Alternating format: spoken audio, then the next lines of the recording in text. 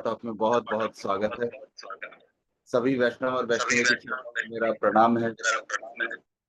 आज के दिन में जो जपा टॉक हमारे बीच में लेके आ रहे हैं वो है अंजलि रैना माता जी। अंजलि रैना माता जी काफी समय से हिज ग्रेस प्रशांत पूर्ण प्रभु जी के आश्रय से जुड़ी हुई है। माता जी का सेवा भाव बड़ा सुंदर है। यात्राओं में आती है माता जी। अपने स्थान में जो नेताजी सुभाष अपार्टमेंट में है, वहां पे माता जी कई बार जगन्नाथ यात्राएं निकाल चुकी हैं। अपने आसपास के लोगों के जीवन में भगवान श्री कृष्ण को ले आ रही हैं। बहुत सुंदर उनका प्रचार है। और साथ ही साथ अपने परिवार के साथ मिलकर बच्चों को भी एजुकेट कर रही हैं माता जी। बच्चों को श्रीमद् भागवतम बता रही हैं। ऐसे सुंदर माता जी के मुखारविंद से आज हम सुनेंगे कि आज के दिन में श्रील प्रभुपाद ने क्या कहा, उसे कैसे समझे और कैसे अपने जीवन में उतारे। तो मैं रिक्वेस्ट करता हूँ अंजलि रैना माता जी, प्लीज अपना माइक अनम्यूट कर लीजिए और आज के दिन का श्रील प्रभुपाद का कोट हमारे सामने प्रस्तुत करें। हरे कृष्णा। हरे कृष्णा प्रभु जी, थैंक यू। आज आपने मुझे चुना, मुझे आज की सेवा के लिए धन्यवाद। वाञ्छा कल्पतरुभ्यश्च कृपा सिंधु बहिर्भूषा पतितानां पावनेभ्यो वैष्णवभ्यो नमो नमः। शाम मुकुंद सदगुरु शाम मुकुंद प्रभु जी की जय और हमारे आध्यात्मिक गुरु श्री प्रभुपाद की जय।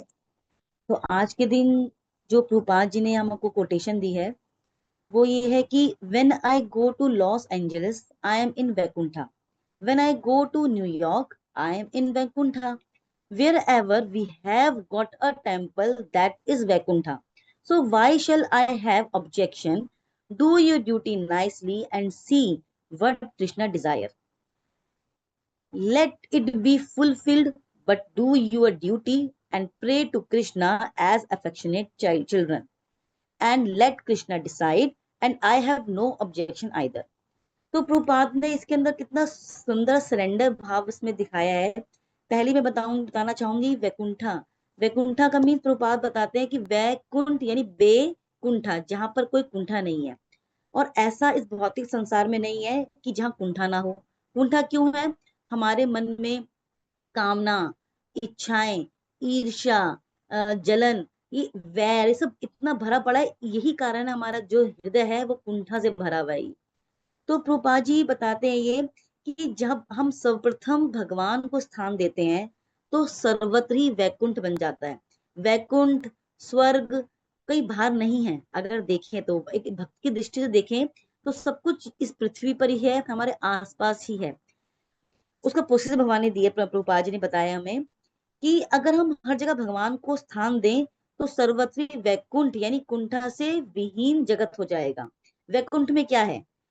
जितने भी जीव हैं उनके बीच केवल एक ही कंपटीशन है कि भगवान कृष्ण की सेवा कैसे करें, हम भागवत कैसे करें, आज भगवान को क्या वस्त्र दें, भगवान को क्या पसंद। मतलब हर जगह से भगवान की चर्चाएं, भगवान की सेवाएं के बारे में ये बताया गया है। तो आ, इसके अंदर प्रभुपाद ने बोला है ये, we have got temple that is Vaikuntha. तो प्रभुपाद जी ने बताया कि जो एस्कॉन के जो टेम्पल है वो उन्होंने ऐसा क्यों बोला है कि जहां मुझे मंदिर मिला वो वैकुंठा है। सही मानों में प्रभु जी जो एस्कॉन के टेम्पल है आदर्श है सही मायने में मंदिर होने का। क्योंकि जहां भगवान के बारे में जानकारी दी जाए, जहां पूरा दिन कृष्ण भावना भावित हो, जहां कीर्तन हो हरिनाम का, भागवतम हो, भगवान की सेवाएं हो, निरंतर चलती रहे, तो सही मायनों में वही मंदिर होता है। और प्रभुपाद ने हमको वही मंदिर एस्कॉन के माध्यम से दिए कि मंदिर का उद्देश्य यही तो है। लेकिन जब पूरा दिन हम एंगेज करेंगे अपने आप को तो कोई कुंठा रहेगी नहीं हमारे जीवन के अंदर। अब हम कितनी बार हाउस प्रोग्राम में जाते हैं तो उसमें बिल्कुल भी उस 2 घंटे 3 घंटे 4 घंटे में कोई घर की बातें, कोई किसी के बारे में बातें कुछ याद ही नहीं होती। सिर्फ नाचना, गाना, हरि नाम हरि भजन सुनना। तो उस समय लगता है कि वाकई में ईश्वर यही तो है, वही यही तो करते हैं कि प्रसाद। तो जब हम ऐसा माहौल अपने घर के वातावरण में भी कर दें तो वो भी स्थान बेकुंठा हो जाता है। कुंठा वही है जब हम आत्मा से हटकर शरीर के स्तर पर रखकर सोचते हैं। अगर हम सोचे कि हम कृष्ण के नौकर हैं, हम कृष्ण के दास हैं, तो मान सम्मान, कामना, ईर्षा होगी ही नहीं। फिर प्रभुपाद जी बताते हैं इसके अंदर desire, what Krishna desire, do your duty nicely. अब कृष्णा क्या चाहते हैं, अब हमें जानना होगा। इसके लिए अपने आचार्यों से, अपने गुरु से, अपने शिक्षित गुरु से, अपने अपने शास्त्रों के माध्यम से कि कृष्णा हमसे क्या चाहते हैं। जैसे कृष्णा चैप्टर 9.34 में बताते हैं क्या करना है आपको, मन मना मव मद भक्तो मद वांजी माम नमस्करो, केवल मुझे मेरी भक्ति करो, मुझे नमस्कार करो, अब मेरे तरफ पूर्ण शरणागत हो जाओ। तो भगवान इसके अंदर जवाब देते हैं हमारे को 9.22 के अंदर अर्जुन को, अनन्या श्रीमतयनंतो माम ये जना पर्युपासते तेषाम नित्याभियुक्तानाम योग श्रेम वयामहम। भगवान इसमें हमको एक इंश्योरेंस दे रहे हैं कि who are constantly devoted and who always think of me, I carry what they have, what they lack and preserve what they have। तो जब भगवान इतने इंश्योरेंस हमें दे रहे हैं कि जो व्यक्ति हमेशा अपने हृदय में मेरा नाम लेता है, तो मैं जो चीज उसके पास है उसकी रक्षा करता हूँ, जो नहीं है उसको प्रोवाइड करता हूँ। तो यही तो व्यक्ति चाहता है, तो और इससे बड़ी इंश्योरेंस जगत का स्वामी हमें दे रहा है, तो हम क्यों उसके बाद में कुंठा में रहते हैं, जब भगवान हमें इतनी सुंदर चीज बता रहे हैं हमको।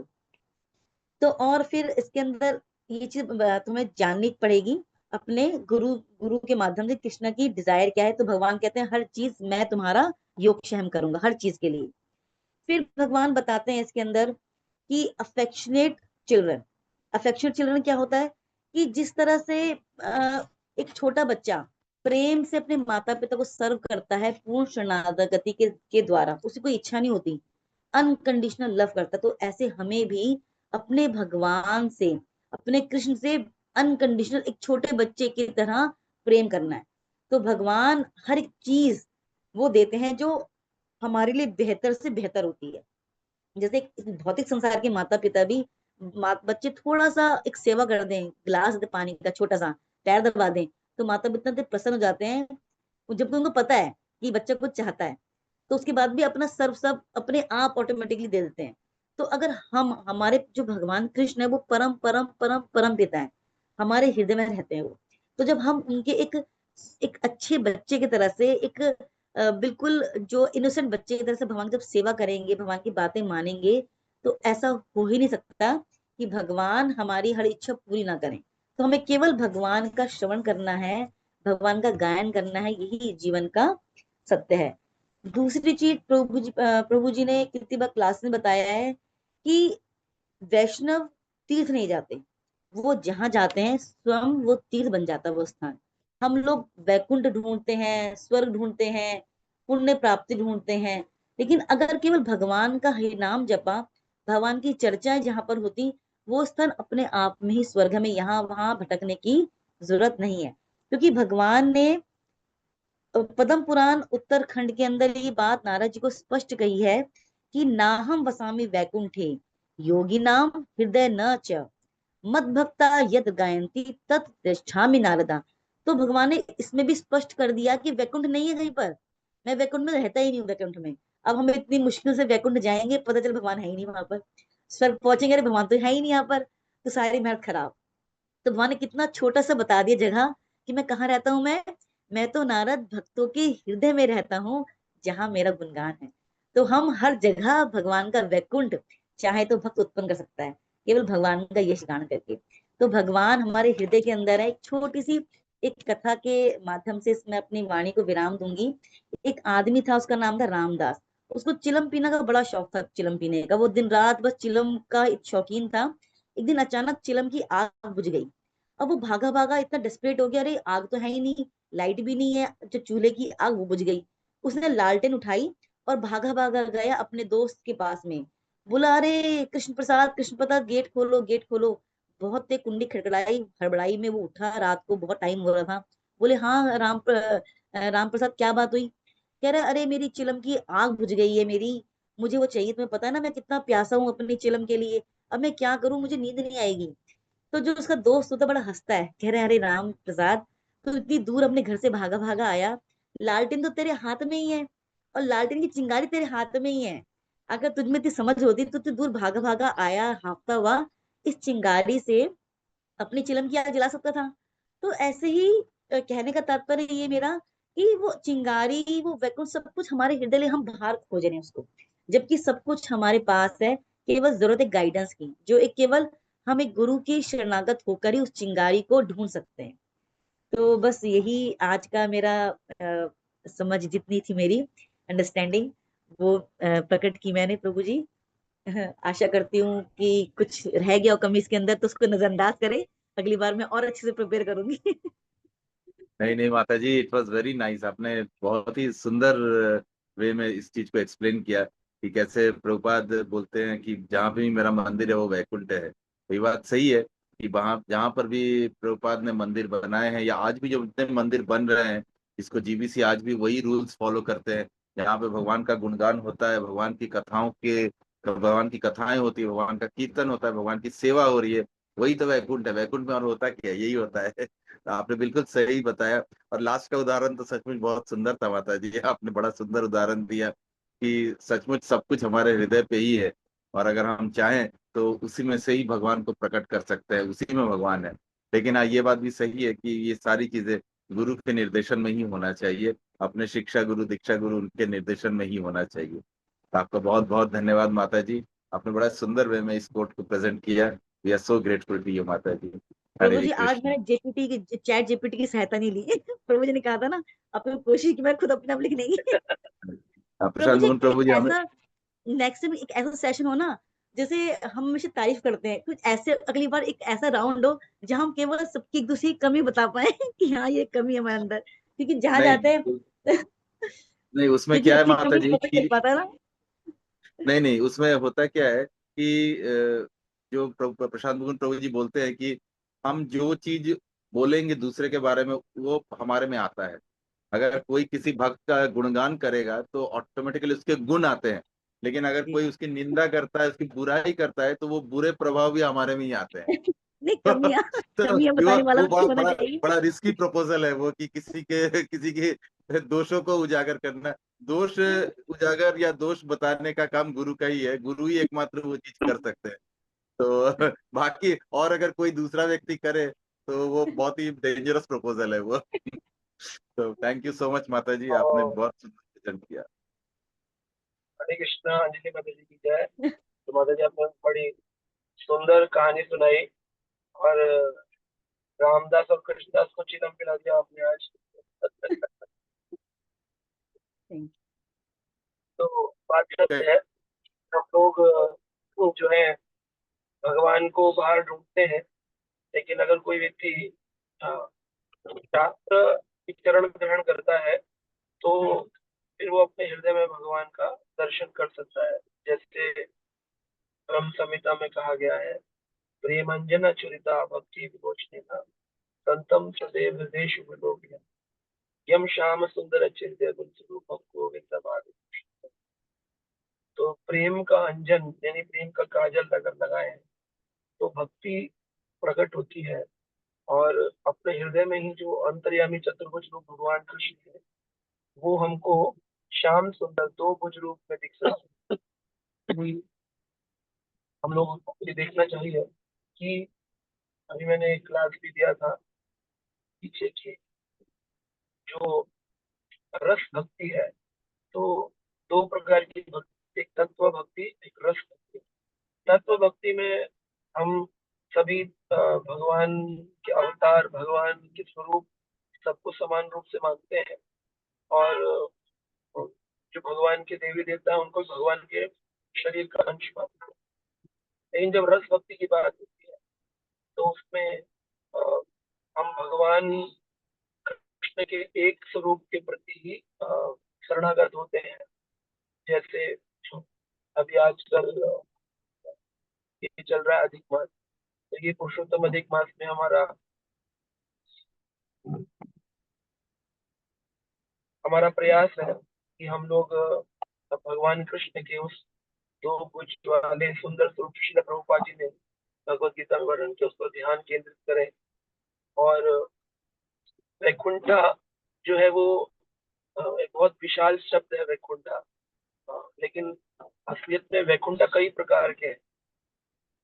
दक्षाई वैकुंठा, गर्भोदक्षाई वैकुंठा, करुणदक्षाई वैकुंठा, लक्ष्मी नारायण वैकुंठा, लक्ष्मी नरसिंह वैकुंठा, वामन वैकुंठा, जितने भगवान के स्वरूप हैं उतने सारे वैकुंठा है। लेकिन हमारी रस भक्ति हमको कहाँ लेके जाएगी? गोलोक वृंदावन जिसकी बात है। तो वो रस भक्ति के लिए एक ना एक विशेष रस, जैसे अभी हम लोग अधिक मास में रोज गा रहे हैं कि वंदे नवघन श्यामम द्विभुज मुरलीधरम पीतांबर धरम देवम सार धाम सारे धामों का सार है पुरुषोत्तम भगवान श्री कृष्ण, जो दो दो भुज में अपने मूर्ति धारण करते हैं, पीतांबर धारण करते हैं, ऐसे देव, ऐसे नव घन श्याम जो नए बादलों के जैसा स्वरूप दिखता है। तो ये हमको विशेष ध्यान देना चाहिए कि हम उन प्रभु को अपना इष्ट बनाए। सबका अलग अलग इष्ट भी हो सकता है, लेकिन श्रील प्रभुपाद जी ने विशेष हम लोगों को बोला है कि भगवान का वो स्वरूप जो अर्जुन के सामने था, दो भुज वाले कृष्ण जो अर्जुन के सारथी हैं, जो साक्षात कृष्ण है, भगवत गीता का ज्ञान जो दे रहे हैं, उन कृष्ण के प्रति हमारी शरणागति अधिक होनी चाहिए, इष्ट इष्ट मानना चाहिए। प्रणाम सबको होना चाहिए, सम्मान देवताओं का भी होना चाहिए, चींटी से लेके ब्रह्मा तक की रिस्पेक्ट होनी चाहिए। लेकिन मुख्य है कि हमारा जो रस है वो हमारा एक इष्ट होना चाहिए, जो मूल रूप से हमें विशेष उस धाम में लेके जाएगा जो सारे धामों का सार है, सार धाम पुरुषोत्तम। तो इसलिए ये अंतःकरण में भगवान है, ये अंतर्यामी भाव है। वदंती तत्विदम तत्वम, उसने बताया ब्रह्मेति परमात्मेति भगवान कृष्ण के। तो ज्यादातर लोग भगवान को कृष्ण कॉन्शियस में आने के बाद भी जनरलाइज कर देते हैं। जैसे लोग बोलते हैं गॉड ब्लेस यू, तो God bless you is a general term, we should say Krishna should bless you, Krishna bless. और लोग बोलते हैं परमात्मा आपकी रक्षा करे, परमात्मा नहीं, कृष्ण आपकी रक्षा करे। हाँ, वो लोग बोलते हैं मैं प्रार्थना करता हूँ भगवान आप पर कृपा बनाए, भगवान नहीं, कृष्ण आप पर कृपा बनाए। तो ये बहुत जरूरी है, क्योंकि प्रभुपाद जी जब इस्कॉन सोसाइटी खोले तो लोग सजेस्ट किए international Society for God consciousness. तो प्रभुपाद ने गॉड की टर्मिनोलॉजी लोगों ने अलग अलग बना रखी है। कोई बोलता है God is Lord Shiva, God is formless, God is Lord Ram, God is this, God is that. Different different God's लोगों ने बनाए हैं, गॉड दुर्गा। तो हमें अगर उनको ज्ञान देना है तो we should say International Society for Krishna Consciousness. तो डिवोटीज आज प्रभुपाद गॉड जो है वो तो वो नहीं बोलेंगे तो लोग आएंगे नहीं सोसाइटी के अंदर, क्योंकि कृष्ण को तो सारे लोग नहीं मानते हैं। तो प्रभुपाद जी बोले नहीं मानते हैं, यही तो बताना है कि कृष्ण ही परम भगवान, इसीलिए सोसाइटी खोली है। अगर गॉड कॉन्शियसनेस कर देते तो बहुत भीड़ हो जाती है यहाँ पर, जनरल संसार की तरह इस्कॉन में भी बहुत भीड़ होती है। और इस्कॉन का नाम इस्कॉन नहीं इस्कॉन होता, इस्कॉन इज गॉन सोसाइटी। तो God God can take you to अलग अलग ब्रह्मेति, ब्रह्म ज्योति तक, देन परमात्मेति till Vaikuntha, and then Bhagavan एति, भगवान। और हु इज भगवान? कौन है भगवान? कृष्ण भगवान, कृष्ण भगवान है।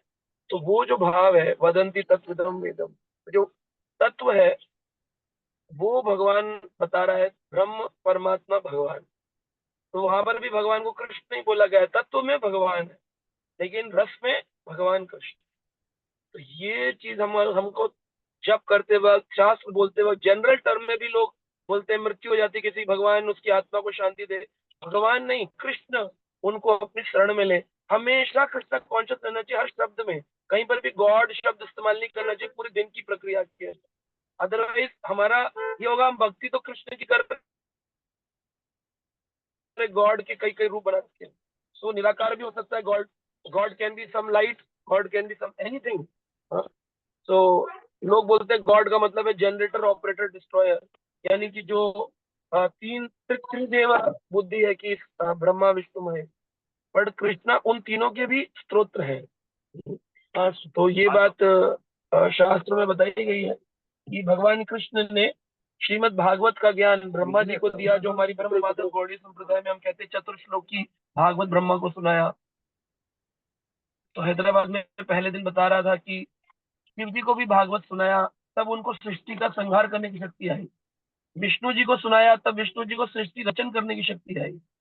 और वही उन्होंने भागवत भगवान ब्रह्मा जी को सुनाया तो उनमें सृष्टि रचन की शक्ति आई, और विष्णु जी को सृष्टि पालन की शक्ति। सारी शक्तियां भागवत श्लोकों से आई हैं, और भगवान कृष्ण ने अपने स्वतः मुख से भागवत सुनाया ब्रह्मा विष्णु महेश। तो आप सोच सकते त्रिदेव के ऊपर है कृष्ण, तो हमें हमेशा बोलते चलते खाते पीते हर जगह दुकान का नाम, बच्चों का नाम, घर का नाम, कभी भी भगवत शब्द नहीं इस्तेमाल करना चाहिए। फोकस होना चाहिए एक रस में, कृष्ण जो हमारे इष्ट हैं उनके ही स्वरूप बनाना, उन्हीं का स्वरूप भजन करना, उन्हीं के चित्र रखना, हर जगह फोकस। आपको नहीं पता मृत्यु काल में आपके मुख से क्या निकलेगा। गॉड निकला, आप गॉड गॉड बोल रहे हैं तो गॉड में जाएंगे आप। गॉड कैन भी ब्रह्मे थी, परमात्मा थी, भगवान थी। तो इसलिए हमेशा एक भक्त को बोलते हैं never forget Krishna, always remember Krishna. तो ये हमको समझना है इस वैकुंठ भक्ति। Thank you so much. Hare Krishna. Thank you प्रभु जी। प्रभु जी मुझे एक बात पूछनी थी, एक क्वेश्चन था। तो मैं इसका नाटक भाष्य सूर्य पढ़ रही थी, तो उसमें जो है एफर्जेंस है वो भगवान का धाम स्वप्रकाशित है। तो स्वप्रकाशित और हमारे ब्रह्मांड में हमारे सूर्य लोक से ही हमें सारी रोशनी मिल रही है कि प्रभु जी। जी तो जी प्रभु जी मेरा थोड़ा सा ये समझ लेना चाह रही हूँ कि जो हमारे क्षीरोदक्षाई विष्णु है और लाइक गर्भोदक्षाई विष्णु है, उनका मतलब उनको स्व प्रकाशित कैसे समझे, मतलब I wanted to understand. Kshirodakshayi Vishnu और गर्भोदक्षाय विष्णु। गर्भोदक्षाई विष्णु या कर्णोदक्षाई विष्णु, वो भी उसी उसमें आते हैं हाँ तो स्व प्रकाशित उसमें। सौ प्रकाशित में वो एग्जैक्ट सौ प्रकाशित में भगवान जहाँ है वहां तो प्रकाश है, लेकिन वो जी जो ट्रांसडेंटल लाइट है भगवान के वैकुंठ धाम की, वो जी इधर क्षीरोदक्षाय विष्णु और गर्भोदक्षाय विष्णु पे नहीं मिलेगी। क्योंकि जी गर्भोदक्षाय विष्णु जो है वो ब्रह्मांड के जो पाताल लोक है उसके भी नीचे गर्भोदक्ष सागर में भगवान गर्भोदक्ष विष्णु, जी प्रभु जी। उनके शरीर से जो प्रकाश निकलता है वो जो जल होता है, जल के अंदर जैसे आप देखेंगे सूरज जब जल पर लाइट मारता है तो जल के ऊपर एक लेयर सी दिखाई देती है लाइट की, तो जी जी उतनी ही लाइट दिखाई देती है। कहते हैं कि गर्भ सागर और पाताल के बीच में अंधकार है, वहां पर लाइट नहीं है, केवल हाँ जो श्वेत जल जिस पे भगवान लेटे हैं उसके अंदर जी जल रोशनी दिखाई देती है, ऊपर जी रोशनी नहीं है।